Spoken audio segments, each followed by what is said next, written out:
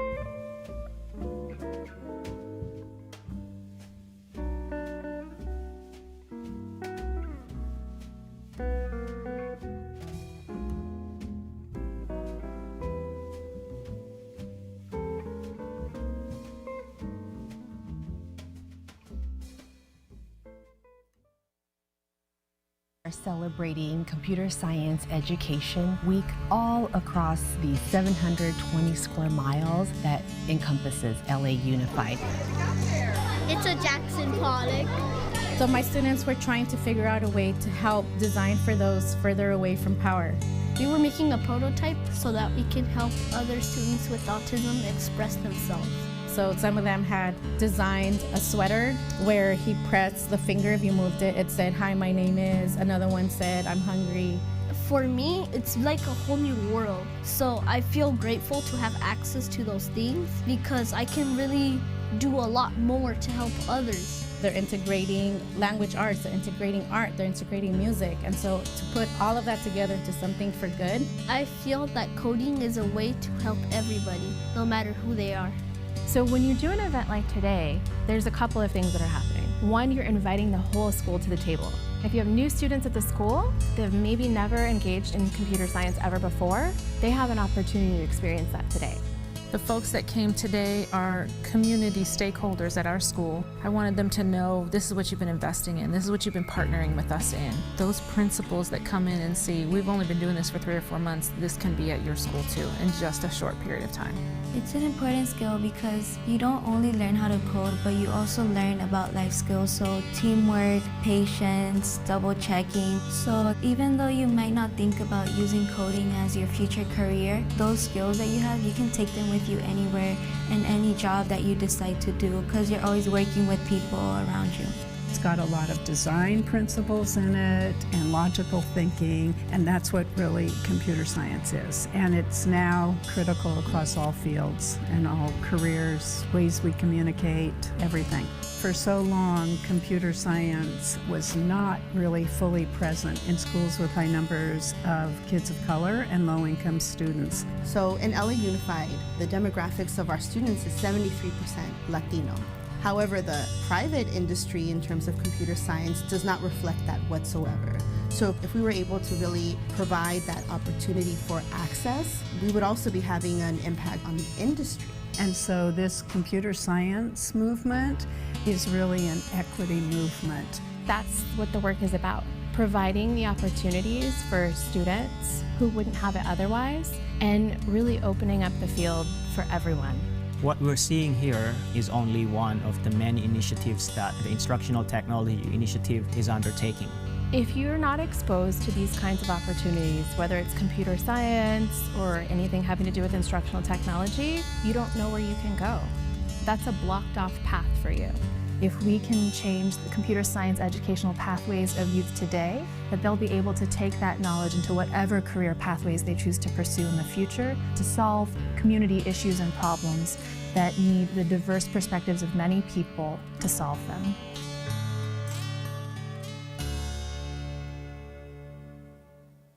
I did. I had it here. It was okay. Welcome, everyone, to day 2 of CSEdCon. I'm Sean Roberts, Vice President of Government Affairs for Code.org. If I haven't met you yet, please come say hi to me sometime this week. I'm so appreciative that we all have this chance to be together and the great work you all are doing, and I'm so appreciative of the momentum you all have built for computer science education in our country over the past several years. We're going to get started with our first panel today, Lessons Learned from District, State, and National Computer Science Initiatives. I'm especially excited and honored to be hosting this panel. I'm just very interested in what our panelists have to say today. I don't know what their answers are going to be. I'm looking forward to hearing them along with you. I think we're going to have a really great discussion this morning. So we're going to start with some brief opening remarks from our panelists. And during that time, they'll be sharing some of the lessons they've learned from their own computer science initiatives. We'll then move into some question and answer from you, the audience. And if you're live streaming with us from home, welcome. We would love for you to join the conversation. Tweet us using our hashtag CSEdCon, and we'll try to answer those questions as well. If my parents are watching, please make sure you direct your questions toward the panelists. They're very supportive of me. So let's go ahead and get started, and let's meet our panelists. If you haven't had a chance to check in on your table tents yet using the QR code, please do so.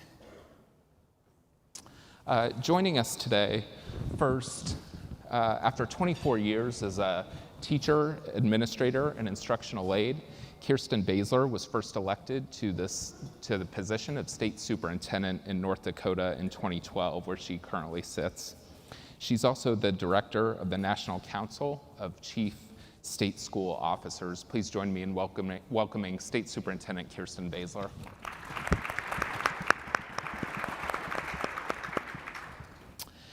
Since joining President Bukele's administration in 2019, Claudia De Larin and her team have trained over 46,000 teachers in El Salvador. She serves as the Director General of the Higher School of Innovation in Public Administration and works to establish strategic partnerships to expand technology opportunities, in particular for girls and women. Please welcome Claudia De Larin, Secretariat of Innovation, Republic of El Salvador.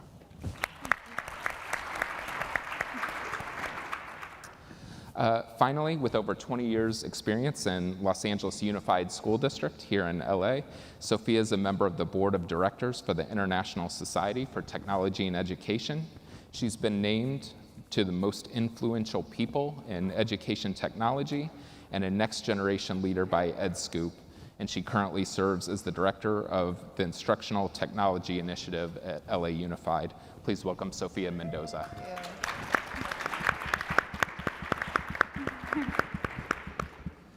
So let's go ahead and start with some lessons learned in your opening remarks. Just a few minutes for each of our panelists. Let's start with Sophia.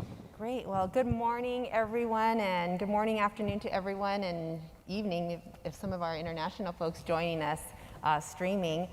You know, it's been a very long time here in LA Unified for our CS movement, and along those years, I've kind of compiled a list of my top 10 lessons learned. So I brought them to share them with you today. The first is really leading with an organizational change management strategy. Anytime we want to bring about change, my biggest tip is let's have an organizational change management strategy ready. Also, it's been very important. I know we had a video earlier that we shared with you around our call to action here in LA Unified is to center our computer science initiative around a social justice lens. And the connection with that is finding your partners, and that will also join that movement of computer science that's directed around social justice, and cultivate a partnership. Really understanding the mutual beneficial aspects of partnerships. And one that is really dear to me, I've been here in LA Unified since I was a kindergartner. I like to tell everyone that my mom dropped me off in kindergarten and she has yet to pick me up. One thing I've noticed is that our educators love to be spotlighted, right? So when we spotlight our practitioners, it inspires others to step into this new arena. All the while, you are continuously reinforcing the change that you want to see in your movement. We've done this through newsletters, where as soon as you open the newsletter, you're going to see a featured educator leveraging computer science in multiple different ways. We've also highlighted and spotlighted educators during Board of Education meetings, special showcase events where we have the educators tell their own story and their successes. Another big lesson learned is really influencing policy. So I'm so glad we're here today because I'm really looking forward to a couple of sessions that I want to attend around policy. This is your chance to make your voice heard locally, leveraging our district policies so that we have the support of our elected board members. That has been such a major piece. And then looking at how we collaborate regionally. So another great aspect of being a regional partner here with Code.org is that we're able to have those regional coalitions as well as specific legislative dates, also looking to our administrators. That's an untapped group, our administrators. So when you're looking to impact policy and influence it, don't forget about your administrator organizations. Also looking at how you might want to reimagine instruction around leveraging computer science. Also a big, big piece because, I'm gonna share with you all, I am not a computer scientist by degree. I have learned to reimagine instruction. I have learned to be prepared to be a learner. So when you're inviting your administrators, when you're inviting your educators to step into the CS arena, it's really about being comfortable with being a learner, but also articulating learning in different ways. And I think the next biggest piece that I think has been really beneficial is being agnostic, providing very thoughtful points for your educators. Here in LA Unified, we have about 25,000-ish educators, and doing so, we have to meet our educators where they might be on the continuum, looking at different frameworks, curriculum, devices, even having devices that are agnostic, the platforms. But overall, looking for agnostic opportunities where it's a low floor and high ceiling, easy entry points. And my last tip would be, let's collaborate more with higher ed, looking at our areas of pre-service. So that's just a little bit about my top 10 lessons learned over the years. Great, thank you very much, Sophia. Let's hear from Claudia, your opening remarks on lessons learned in your national initiative in El Salvador. Thank you, Sean. First of all, I want to thank you for the invitation. I'm really glad to be here and talk about the things that we are doing at El Salvador. Well, establishing partnership with the private sector has been a priority for our President Nayib Bukele. In this sense, as a government, we have signed important agreements with big tech companies such as Microsoft, Google, Platzi, Oracle, Amazon, Nokia, HP, and Dell, as well as with the main telecommunications company in the country. These agreements allow us to implement unprecedented strategies within the public administration to guarantee innovative and quality services in different areas, such as education, health, and security. As is common in countries of Central America, as government, we face the challenge to find funds to develop projects, allow us to build and maintain public and digital infrastructure for digital services. So in this sense, public-private partnership is a model that makes resources more efficient, reduces response times, and considerably increases the scope of projects for the benefit of our people. This also increases the chance of success and sustainability of all projects. In this way, in El Salvador, from the Secretariat of Innovation, we are working involving all different institutions of government with the private sector, academia, civil society, and international organizations, within an innovation ecosystem that guarantees the closing of technological gaps, mainly through transfer of knowledge that allows the adoption of new technologies, helping people to use computers and phones to learn about computer science. Also, we are working on the rollout of digital infrastructure for connectivity in all the country. This coordinated work allows us to influence important public policies as the higher education law, where thanks to the approach with the private sector and academic, together with the Ministry of Education and the Ministry of Economy, we have identified the demand of the labor market at national and international level, prioritizing our efforts towards the ones that guarantees greater job opportunities with more competitive salaries. And this work incorporates our strategic allies such as Code.org, Microsoft, and Platzi, with whom we have developed in recent months a very ambitious project to train thousands of Salvadorians in higher education careers, such as accelerated engineering for software development degree, which include learning paths in computer science, artificial intelligence, cybersecurity, cloud computing, and others. Similarly, together with other strategic allies, also from the private sector, we are designing degrees in telecommunications and fintech, which respond to strategic projects of our government.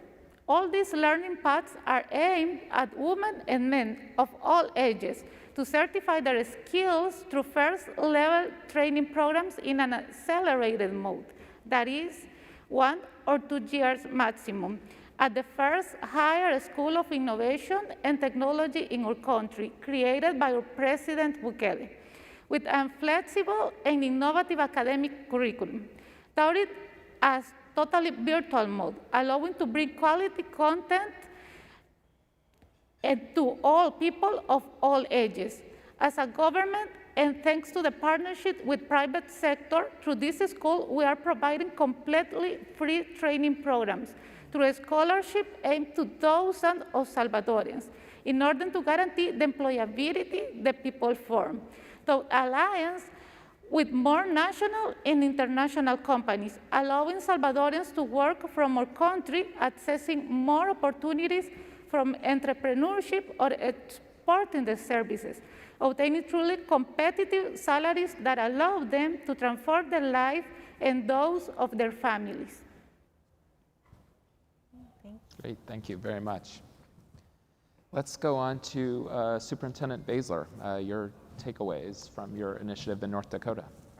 Thank you so much, Sean, and thank you to Code.org for hosting this very, very important convening and this conversation for many years.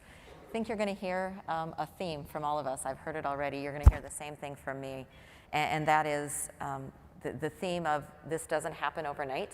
It needs to be done strategically, and you need partners. And that's the way that and that's the story of North Dakota as well.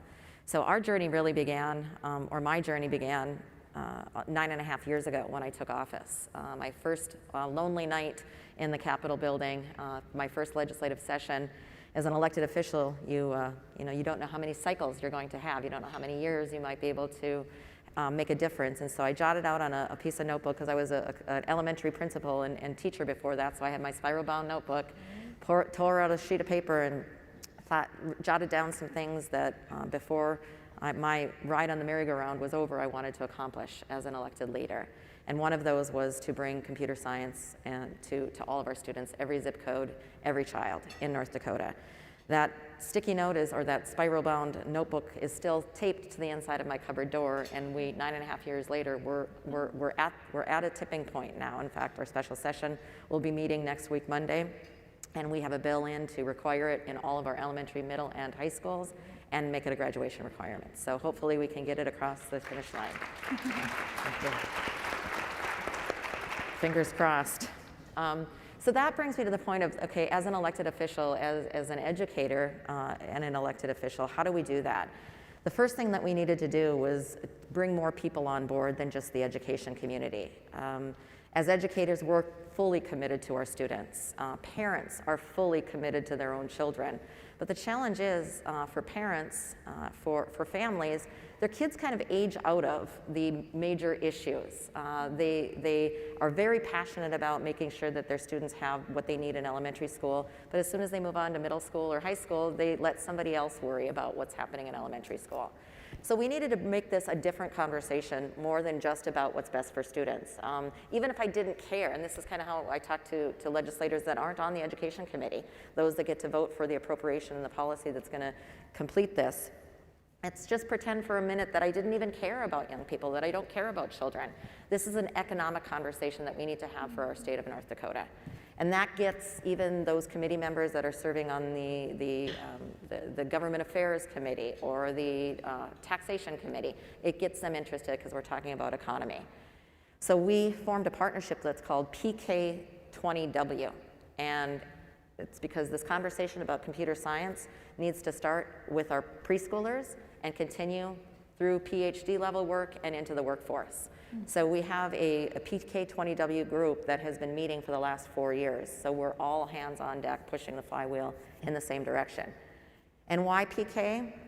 Because it's actually quite a pet peeve of mine that when we talk about computer science and cybersecurity, that we tend to just talk about it through the lens of high school classes and college courses. While very important, it's true, but we know that by the end of 3rd grade, young people have a belief of what they're good at and what they want to be. Mm-hmm. That year between 3rd grade and 4th grade is critically important. So if we're just beginning to have a conversation about introducing computer science into middle schools, we're too late, as with any sector. The workforce shortage issue is every sector's challenge right now with the Great Resignation. But when our preschoolers come into their first day of school, one of the first lessons that every preschool teacher does is hands them a pot of soil. They plant a seed, and they watch it grow. And it's not because we want them to be agronomists or botanists or even farmers. It's because it's part of their everyday world. So similarly, we need to begin to help our students understand what is happening around them, how the internet works at preschool, and help them develop those ideas. So that's why we did PK20W. And making it an economic issue, you really have to have that explanation, that 30-second elevator speech ready, and make it about what's important to them. Employers need employees that are computer science literate. There will never be a time where this generation is using less technology. When you say those things and you make it about the economy, you have the opportunity to have a broader influence and still care about kids and make sure that they're getting what they need for their future. So. Thank you, Superintendent. I'd like to move to some questions now for all of you. The first one is, I think this panel is really unique, and one of the reasons I'm honored and excited to be able to host it is because we have so many different locations. El Salvador is very different from Los Angeles, is very different from North Dakota, and so on. But also the different levels at which you're approaching your plans, from a district level, from a countrywide level, from a state level. So one of the things I'm interested in is what you think you need from the other two levels in your role. So maybe we'll start with you, Superintendent. What do you need from a district level to be successful, and what do you need from a national level to be successful? So from the district level, I guess what I would, if I could have a magic wand and wave my wand, is to have every teacher understand the importance of computer science. And in North Dakota, we have computer science and cybersecurity skills. So we have included another strategic, I think, important, because words matter. You can't get a lot of people excited often about computer science, but everybody understands the importance and the urgency of cybersecurity.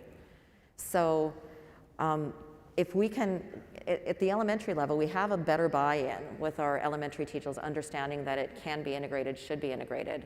But unfortunately, and when we reach middle school and secondary level, that tends to be some other teacher's responsibility. And so if we can have more people take responsibility for being computer science, cybersecurity teachers rather than just that math teacher or just that computer science certified teacher, or that would be helpful. So engaging our principals to understand that they need to have, allow the time for professional development, to have teachers co-plan together would be helpful, and to really just maybe get out of their own discipline content areas and understand that this is a holistic issue that every student needs. What do we need from the national level? I think that we need to market this. We need to continue to market this. So, you know, when I speak nationally, I'm not talking about the federal government at this point, but as a nation, we need to engage our workforce. As we all know, there isn't at the hearing on Monday, the executive director of our hospitality association will be testifying in favor of this. Our commerce people will be testifying in favor of this move. And so as a nation, we all need to be talking about computer science and cybersecurity. And you need to talk about it at your dinner parties on Sunday afternoon when your football team is on at halftime break. Talk about those things, have that conversation. Federally, you know, it's wonderfully amazing that the National Governors Association is lifting this up as their event. Their chairman, or the president of the NGA, Asa Hutchinson, is going to announce that that's his platform. We need to have more leaders stepping up on a national level and saying this is important and this is a #1 priority. We have a point in time where we are going to either be importing our talent on this issue, or we will be providing the service to the rest of the world. Yeah, it sounds like that's something, Secretariat, you've done really well in El Salvador, is getting a common theme and messaging and leadership around computer science education. I know El Salvador's education system is more centralized than we have here in the United States. So maybe for you, the question is, what do you need from the provinces you work with, and also the Ministry of Education? What do you need from those entities to be successful? Well, we are working from the Presidency with the Ministry of Education.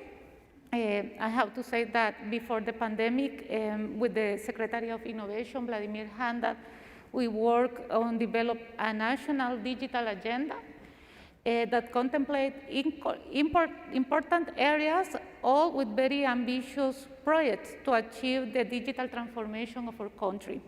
In fact, at that time, we received the visit in our country of Leonardo Ortiz, VP of International Partnership of Code.org, and we agreed to implement in the coming years the computer science in the curriculum for all educational levels in El Salvador.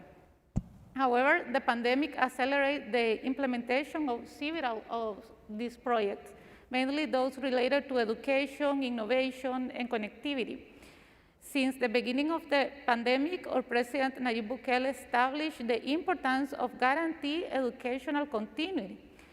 So under his mandate, we began to work strongly with the Ministry of Education to implement a digital transformation project of the educational system, which within the digital agenda was contemplated to be implemented in the next 10 years. With the pandemic, the challenge seemed bigger, but we start training the teachers because teachers' preparation is key in any education initiative, and because the work that they are doing every day with the students in their classroom is one of the most important part of all this project. So we joined forces with strategic allies, and in the first 3 months, we managed to digital literate for more than 46,000 teachers from the public and private sector, training and certifying them in the use and management of the Google Classroom platform, which by an agreement with Google was adopted by our government as the platform for the entire public education system. And we created more than 1.2 million Google Workspace accounts for all students and teachers. At the same time, we trained the specialists of the Ministry of Education for the creation of virtual content for all the subjects of all educational levels, from early childhood to high school, including the computer science content that Code.org made available to us as the first step to include it in the national curriculum. And now we are excited of how fast this effort is growing.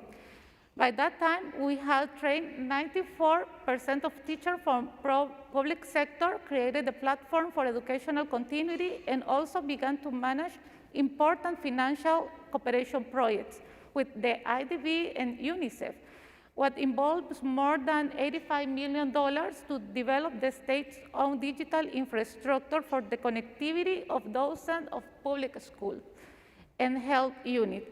Also, by mandate of our President and the First Lady, Gabriela de Bukele, we began to work on one of the most emblematic projects of our government, the delivery of computers for all students and teachers in the public sector, with an investment of more than $400 million in order to provide all the resources that are necessary to guarantee the educational continuity.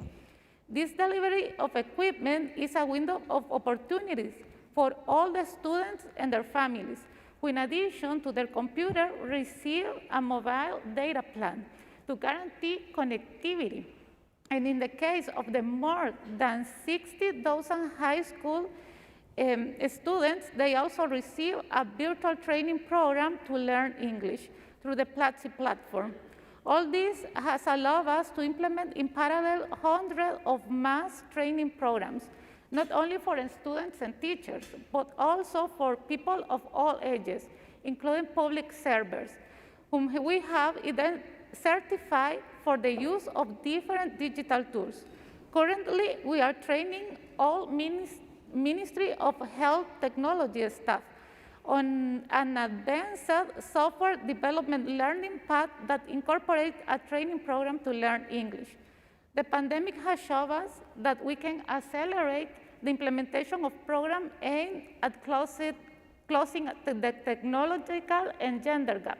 In this sense, we currently implement inclusive programs for the adoption and use of technology, providing all the tools so that more girls and women have better training and job opportunities, so that they can continue taking spaces in the fields of science and technology, and have a true participation in the digital transformation of our country.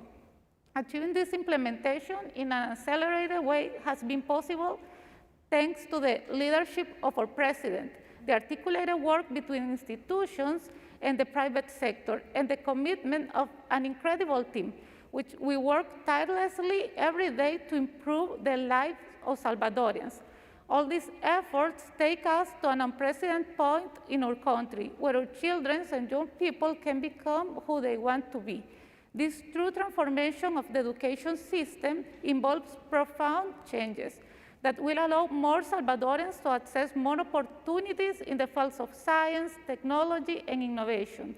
We are sure that in the coming years, we will see exponential growth in the number of Salvadorians specialized in robotics, artificial intelligence, machine learning, aerospace or more programming skills.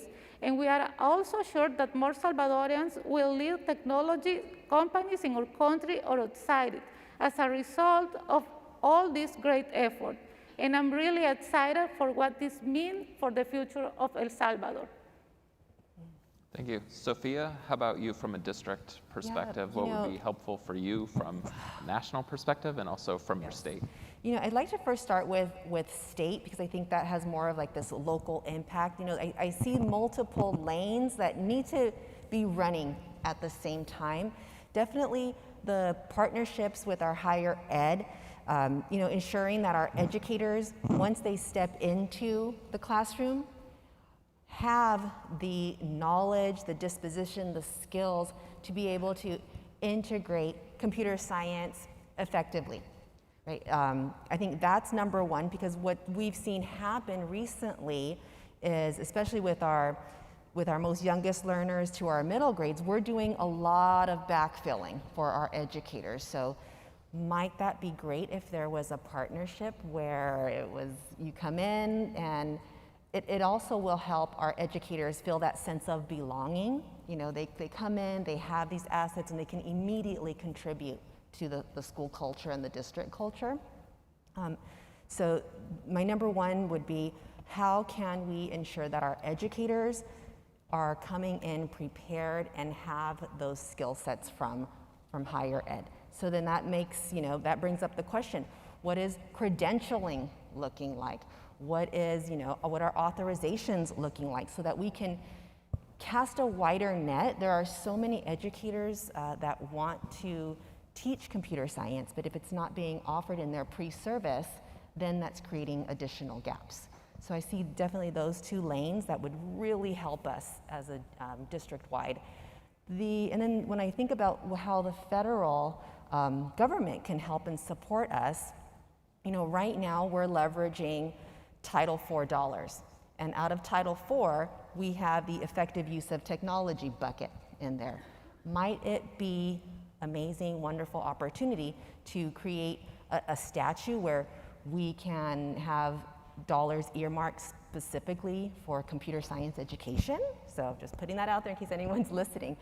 So, that's been very effective, leveraging our Title IV dollars to really start some of the other expansion pieces here in LA Unified. So I think those two pieces for federal to create some sort of a statute for earmarking specific dollars for computer science education. Agreed. I want to open this up to the entire panel. We've talked about our lessons learned and what we've learned from our CS initiatives. I want to look forward a little bit, thinking about the various initiatives you have going on. In 3 years, if you were not successful, what would have caused it, do you think, looking ahead 3 years from now? Let me make sure I understand the question, Sean. So in 3 years, if we don't get this across the finish line, what's the last part of the question? Yeah, you haven't met your goal that was in your notebook in 3 years. What would you attribute that to? Well, I'll take a stab at that. So, we don't live in a vacuum here. We've just had a pandemic for the last 18 months. And so I think that there's a risk that some of us as a nation might say, well, we've got to focus on just the fundamentals. We've got to focus on just recovering that lost learning time for our young people and keep our eye on that ball. And we've had those conversations in our state. I've had those conversations with our school leaders, and I've had those conversations with my colleagues across the nation. But the thing about it is, if you step outside of that box, if you step outside of, I don't think anybody wants to return to normal. We want our students to be learning and engaged in learning, but we've realized because of the pandemic that learning can happen in a whole host of different ways and delivery methods, and through a lot of different engaging activities that aren't necessarily what the traditional learning is. So I think that the pandemic will certainly play a risk. Our policy leaders, our school district leaders may believe that they need to set computer science, cybersecurity aside while they focus on recovery. I would caution anybody that thinks that way, that they're really selling their students short and they're selling their schools short. Hadi talks all the time about the impact that computer science courses have on reading and math scores in our elementary, and just the increase that of those proficiency levels in math and reading. So rather than look at the pandemic as something we have to address first, we should be looking at using computer science to excite our young people, and help in the recovery from the pandemic.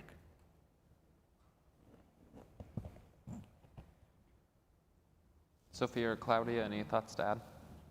Yeah, I'd like to add, definitely, what we have collectively experienced over the last 18 months. Yes, it's been a disruption, and we will continue to see disruptions. Continue to monitor the plan, right? So, we've set out to do something. Yes, we've had a huge disruption over the last 18 months, and currently we're still seeing these disruptions. I think if we don't meet our mark in 3 years, it will be because we were not closely monitoring, we were not closely listening, especially to our educators and listening to our families. If we don't meet the mark, that is because we have not tried something that we haven't done before. Thinking about these opportunities that we had over these last 18 months. We really had to come together, strategize, quickly try something, and iterate. Oh, we found a bug. Oh, let's try something different. So really kind of applying some of those computer science strategies and principles to our inner workings as a system, whatever type of system you might be. So I think if we don't meet our mark, that's because we were not listening, we were not carefully watching how things are changing right in front of us. Who are you all learning from right now? What resources, leaders, or examples are you taking from in your own initiatives that are influencing your leadership in computer science?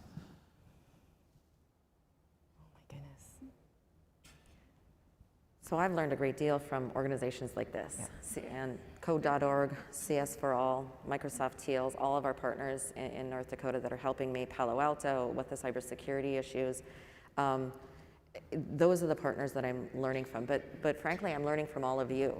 The tremendous articles that are being written by computer science advocates, educators, yourself, the information that is shared on the listserv, all of those things I take, I digest, I learn from, I look into other states' plans, I look at the review of the state of the state, and so I think I'm relying heavily on my colleagues in the nation.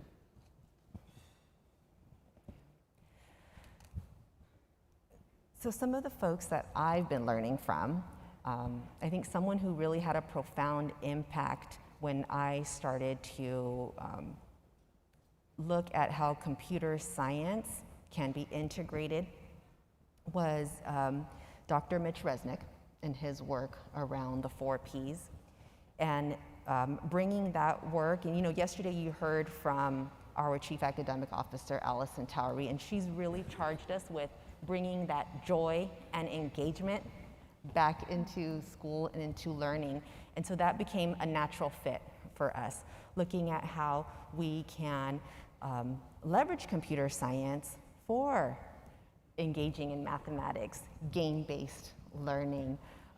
We think about the work that's happening right now with one of our partners just down the road, University California, Los Angeles, and the work that is happening around CGI, cognitive guided instruction.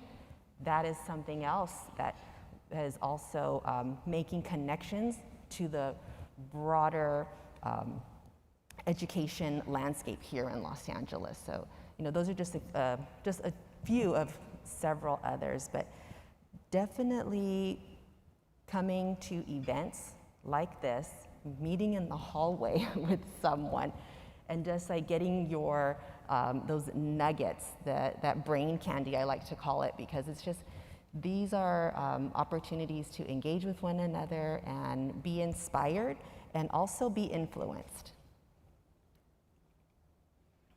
Well, in my case, I have to say that this organization, Code.org, is really inspired for us. We admire the work that you are doing to transform lives through teaching, learning, computer science. And because this is a dynamic field which requires constant work, a strong commitment, and a resilient attitude to embrace success, but also failure in order to learn from it. But above all, requires passion and vision to go beyond traditional strategies to implement innovative ones. And you are doing that. Thank you. What are you doing? One of the things we talked about yesterday with the release of the State of CS report was the difference between access and participation. So there continues to be a gap in participation, especially among our Hispanic, Latino, Latina, Latinx students, and also young women in computer science, which Secretariat I know has been a specific focus of yours. I'm curious from anyone what you're doing to encourage participation as well as access. So about, gosh, I want to say maybe about 4 or 5 years now here in LA Unified, every year we celebrate Computer Science Education Week. I mean, it's a big deal here in Los Angeles, so much so that our Board of Education members, have marked it with a resolution to bring computer science in various ways to our most youngest learners, our middle grade, and our secondary students. And the resolution that they've passed is really to ensure that our most youngest learners have 20 hours of computer science, and we catch and we hook so many educators during that awareness of Computer Science Education Week. And there's multiple types of entry points for our most youngest learners and those educators to step into, whether it be, let's just try an hour of code, or it might even be, I'm a school site principal and I'm inviting my local principals to come check out what we've done here at our school. And then that kind of starts to inspire others, like, wow, you're doing it. I think I better do something like this.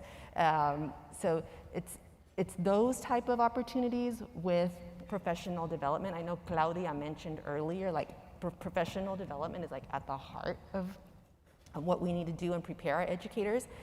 But not just bringing our educators to a professional development, but ensuring that they walk away with the tools. They have the strategies, but those physical computing devices, again, whatever they might be, again, be agnostic, whatever physical computing devices they need to implement with their entire class, not just with 2 students, not just with 4, but if you need a class set, you're gonna walk away with the class set. That's how important our board members and serious have taken their resolution to ensure that the funding is backing up this resolution. So those are some ways that we want to bring that, close that disparity, but we still have a long way to go. Not gonna sugarcoat that. We have a long way to go. I think my colleague Tabitha Teal is here with me, and she is part of the EduTech team in North Dakota. But she could rattle off a whole lot of things that they're doing, and I'll touch on some of those in a minute. But I'm a firm believer that student outcomes don't change, will never change until adult behaviors change. Mm-hmm. And so, I mean, that's just a fact. Student outcomes will never improve, never change until adult behaviors do.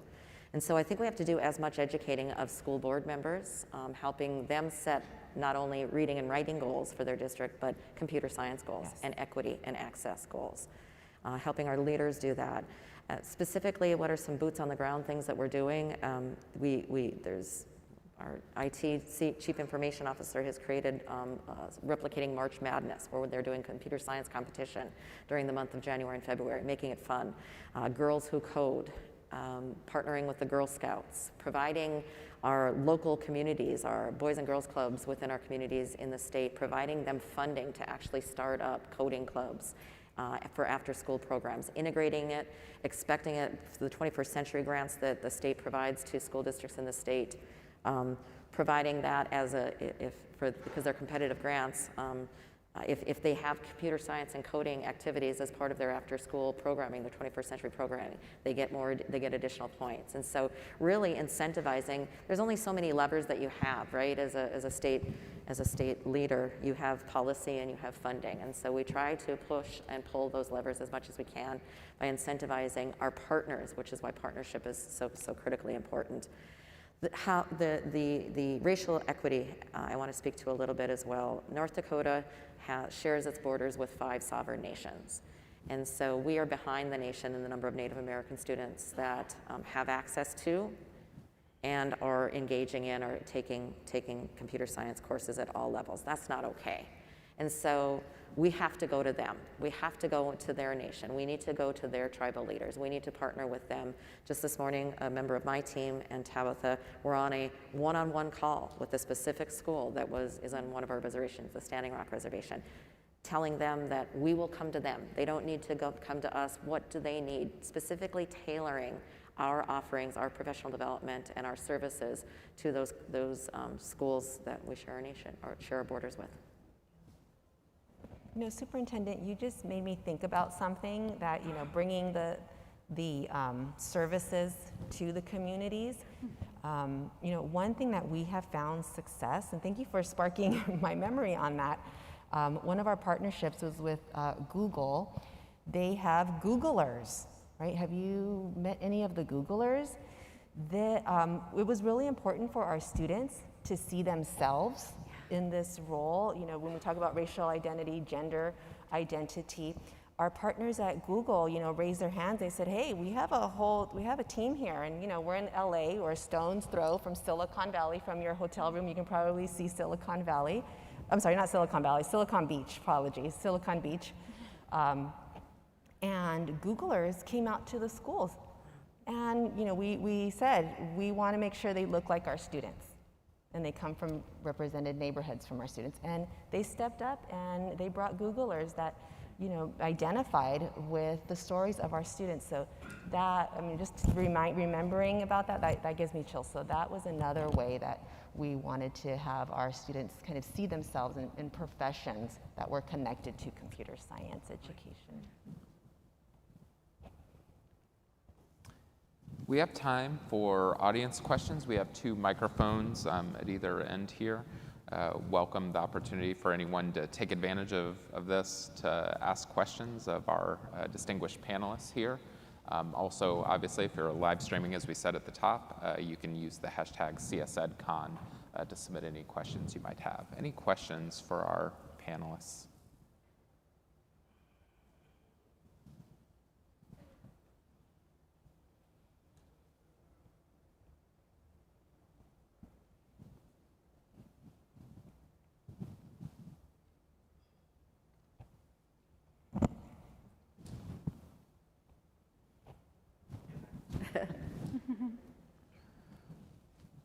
Hello, thank you for your time. Short guy here. So Sam Morris from North Carolina. I'm a Code.org regional partner. And a common theme has been partnership between private industry and education. And one of the challenges I see as we try to do that is companies and industry right now are desperate for return on investment, right? That they see the more ripened fruit to be college students, community college students. A 12-year-old who they might impact is 10 years away from employability and showing up on a CSR ROI report that their investment paid off. How do you sort of phrase the conversation or help them better see the investment in a 12-year-old versus just recruiting that 22-year-old out of college? Thanks. Go ahead. So I was just going to add that, I think it's important with any partner that you bring to the table is that you're clear with what your expectations are and what those outcomes, and I want to say this, it's mutually beneficial outcomes, right? And I know in the work that we've done with our partners, and one of the reasons I feel why it's been so successful is because our partners, want to build on our assets. They don't want to come in and fix us. They say, what do you have and where do you want to grow? And we share with them, we want to grow from an instructional lens and instructional purpose. Here are our instructional outcomes. Where can this be a mutually beneficial conversation? As opposed to taking it from, what are they going to get? Where's their ROI at the end of the day? And maybe that might not be a fit. And it's okay sometimes to say it's not a fit right now. And that's just what I found to be successful within our partnerships. So that's a really great question and a really hard question. If it were easy, we'd have done it, right? I mean, we'd have figured it out. What are we waiting for? But it is really hard, and I understand that. I think that's what is so hard about education in general. The return on investment, the investment that you make in 5- and 6-year-olds is a long time. And basically educators stick with it to see that ROI. So what we've found has been successful with some of the companies that we've worked with isn't necessarily the ROI that they'll get from that student or that classroom that they are helping, but in actually allowing their current employees to go in and make a difference in the world. And so we found that this generation of 20-somethings and early 30-somethings, job satisfaction matters. And so while they're doing technical work and work that has a fiscal a bottom line to it, they also have a desire to be of service and give to their community. And so those partners that we've found success with has been the ROI that they got on a happier current workforce by allowing them to go in and help in their child's school or in their neighborhood school, or they've always wanted to be a teacher, or they've always wanted to be, it brings back great memories, but they just, teachers don't make a lot for whatever economic reasons. But allowing them, that's where they get the more immediate ROI is from their current workforce, higher job satisfaction. It is important that all the strategic allies that we are identifying and all the path that you are working share the same mission. That passion for designing, implementing, and promoting programs for teaching computer science is a way. So you have to take your time. Like Sophia said, it's okay if it don't work.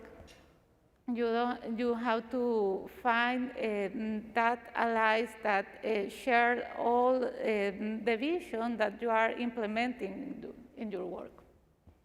I think we have time for one more question. Thank you. Hi, I'm Kathy Schofield. I'm a Code.org regional partner from Florida. And I thank you for sharing everything from the district, the national, and a state level. And what I'm curious about, very granular, is your professional development that you're doing and all. Are you making modifications to either like the state level course descriptions or locally the curriculum guides and pacing maps that when the teacher goes to their common resources, are they able to see where this fits into their everyday life in the classrooms? That's a great question. Thank you for that. So I did fail to mention that in 2015, we had put forward a suite of bills during that session. We're a biennial legislative session. It was a three-prong approach. And the first was develop computer cybersecurity standards that did not need legislative action. That was under the authority of the department, so we were able to do that independently.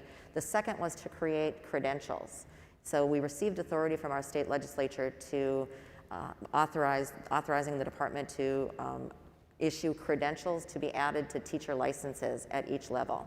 So we have different credentialing expectations for elementary, middle, and high school teachers.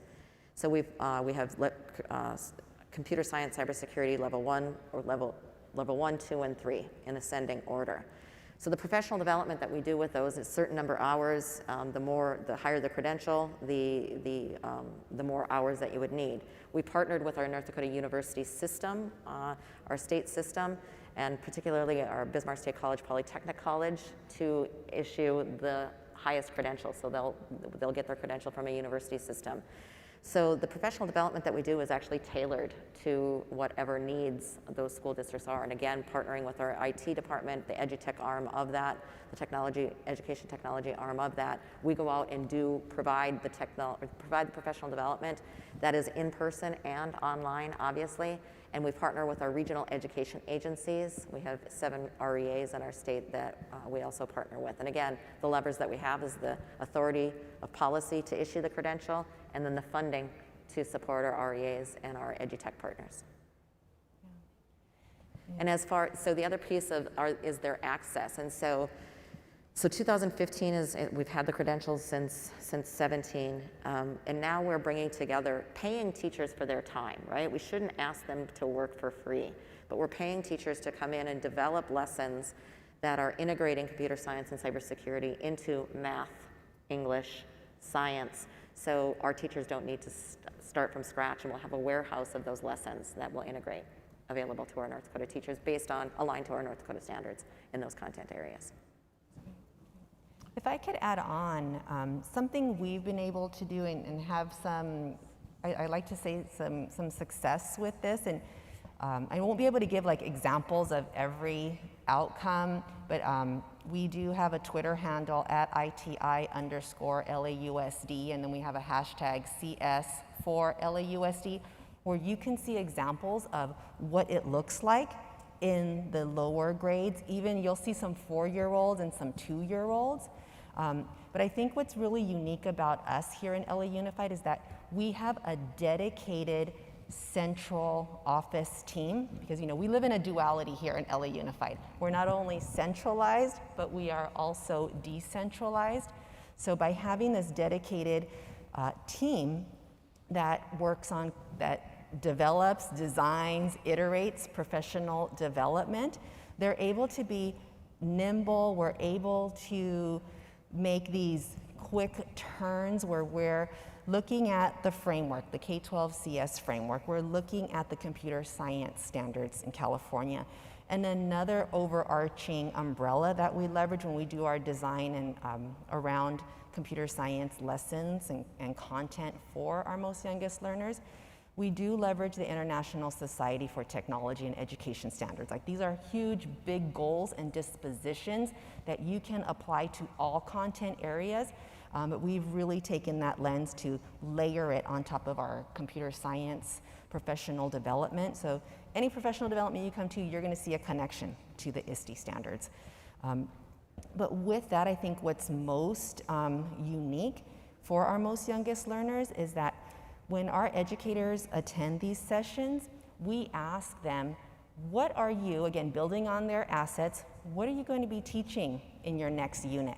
Bring those concepts, bring those standards that you're going to need to teach, and then they have the opportunity to start building the lesson there, and then come back 2 weeks later and then share with the larger community what they've learned.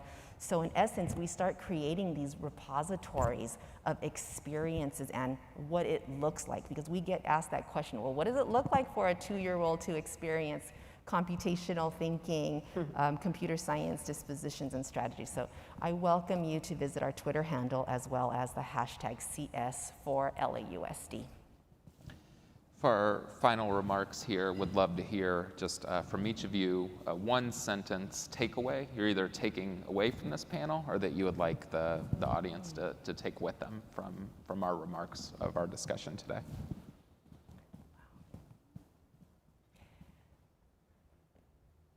I will say just one word, inspired. The moment I opened up the schedule for this event, I was just super inspired, and then when I stepped in the other day, the energy you all have brought, the colleagues that I've met, the keynote speakers, just again, inspired. So thank you. I would say what I'm taking away is that this work is about relationships. It's about in cultivating opportunities for our young people, for our students, and it's really about inspiring that growth. I think inspired is the theme for me as well. So the relationships, the opportunities that can be created, and inspiring us to all grow and get better. We're in this together. I think that also inspiring, but empowering, because we all we know that computer science changed life. And we have to empower principally more girls, more women to use digital tools, use the internet in a way that they feel secure and free to use it. So it's important that we have spaces to share all the experience, all the work that we are doing. So that's the way that I define. Great, thank you all. We have about 15 minutes until our next sessions start. I encourage you to think about the same question for yourself, what you're taking away from the morning plenary and this great group of CS leaders we've had the opportunity to learn from today, and share it with a colleague of yours as you move forward today. For me personally, I'm really thinking a lot more about that federal funding strategy for computer science and how that fits in between state and national private-public partnerships as well that I've taken away from all of our panelists here today. So please join me in thanking our panelists one more time for joining us here.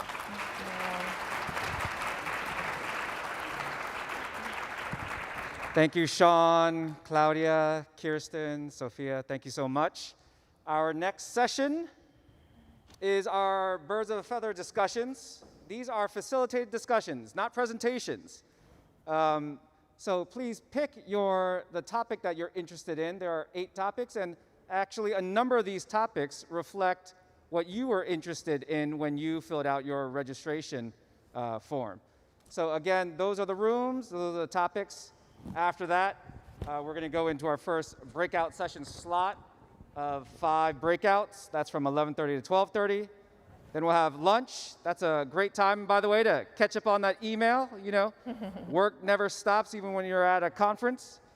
And then in the afternoon, 2 to 3 p.m., we'll have more breakouts, and then a happy hour at the end. One more thing, rapid antigen testing. Just wanted to give you a reminder.